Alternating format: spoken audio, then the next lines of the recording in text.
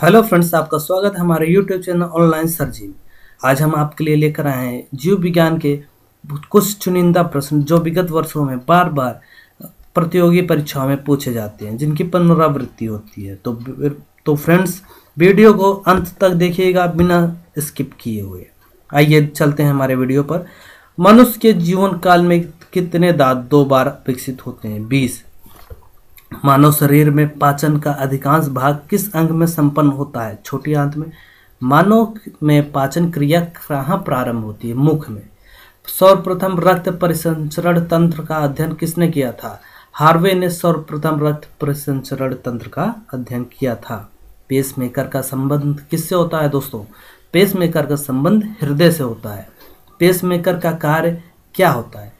दिल की धड़कन को प्रारंभ करना ही पेसमेकर का कार्य होता है। गति प्रेरक किससे संबंधित है? दोस्तों, गति प्रेरक जो है वो हृदय से संबंधित होता है।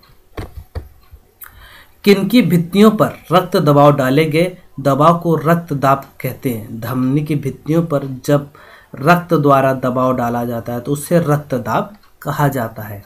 सोते समय रक्त दाब में क्या परिवर्तन होता है?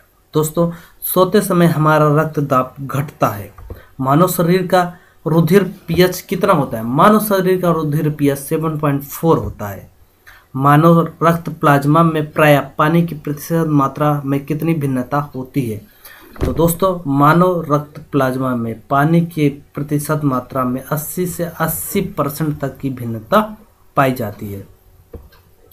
रक्त में पाई जाने वाली धातु कौन सी होती है? लोहा, लौह अयस्क। रक्त का शुद्धिकरण कहाँ होता है? दोस्तों, रक्त का शुद्धिकरण किडनी में होता है। अधिकतम पोषक तत्व रक्त में कहाँ से विकसित किए जाते हैं? छोटी आंत में। कहाँ अवशोषित किए जाते हैं? छोटी आंत में। और नया प्रश्न है, लार में कौन सा एंजाइम पाया जाता है? टायलिन। पेट में भोजन को पचाने के लिए किस खास की आवश्यकता होती है? एंजाइम की। लार किसके पाचन में सहायक होता है? स्टार्च के। मानव के आमाशय में अमूल एक्स उत्पन्न होता है जो भोजन के पाचन में सहायता करता है। एक्स है हाइड्रोक्लोरिक अम्ल। क्रेबस चक्र में किसका संश्लेषण होता है? पाइरुविक अम्ल का संश्लेषण होता है। मानव शरीर में खून के शुद्धिकरण की प्रक्रिया को क्या कहते हैं? तो जैसा कि हम जानते हैं, मानव शरीर में खून के शुद्धिकरण की प्रक्रिया को डायलिसिस कहते हैं। पेप्सिन बदल देता है प्रोटीन को पॉलीपेप्टाइड में। पाचन क्रिया में प्रोटीन किस पदार्थ में बदल जाते हैं? एमिनो अम्ल।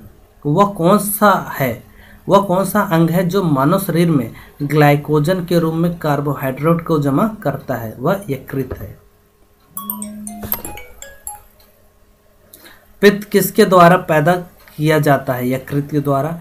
पित्त जमा होता है पित्ताशय में। स्वस्थ मनुष्य का रक्तचाप होता है 120 ml से 80 ml तक। दौड़ लगाते समय मनुष्य का रक्तचाप बढ़ जाता है। सामान्यतः जीवन काल में मनुष्य का हृदय कितनी बार धड़कता है? 2 अरब बार। मानव शरीर में हृदय का कार्य क्या होता है? मानव शरीर में हृदय का कार्य पंपिंग स्टेशन की तरह होता है। यकृत में लाल रंग किसके कारण होता है? हीमोग्लोबिन के कारण। हीमोग्लोबिन में होता है लोहा। शरीर में हीमोग्लोबिन का क्या कार्य होता है? ऑक्सीजन के परिवहन का कार्य होता है। हीमोग्लोबिन किसका सब महत्वपूर्ण घटक है? आरबीसी का। हीमोग्लोबिन का कार्य है ऑक्सीजन को एक जगह से दूसरी जगह पर ले कर जाना। हीमोग्लोबिन किसकी सहायता से रक्त द्वारा ऑक्सीजन ले जाया जाता है? लोहित कोशिकाओं के द्वारा। जब कोई बाहरी पदार्थ मानव रुधिर प्रणाली में प्रविष्ट होता है तो प्रक्रिया कौन प्रारंभ करता है? डब्ल्यूबीसी। लाल रक्त कणिकाएं आरबीसी कहाँ उत्पन्न होती हैं? अस्थि मज्जा में। किसको आरबीसी का कब्रिस्तान कहा जाता है? पीलिया को। मनुष्य की लाल रक्त कोशिकाओं का जीवन काल होता है 120 दिन। पचे हुए भोजन में यह मौजूद विषैले पदार्थ का कौन सा अंग चूषण करता है? यकृत। मानव शरीर में लाल रक्त का निर्माण होता है अस्थि मज्जा में। लाल रुधिर कणिकाओं का उत्पादन किसके द्वारा होता है? अस्थि मज्जा के द्वारा। मनुष्य में मेरुदंड से कितनी जोड़ी कोशिकाएं निकलती हैं? 31। परिवर्तित क्रियाओं का नियंत्रण केंद्र कहाँ पर होता है? केशेरुक रज्जु में। रक्त स्तनधारी किसमें यूरिया बनाते हैं? यकृत लीवर में। तो दोस्तों आज हमारा जीव विज्ञान प्रतियोगी परीक्षाओं के प्रश्नों का संकलन का जो पार्ट है वो यहीं पे समाप्त होता है। कल हम फिर आपके साथ में उपस्थित होंगे हमारे जीव विज्ञान के कुछ अन्य प्रश्नोत्तरों को लेकर। तो तब तक के लिए गुड बाय एवं नमस्कार।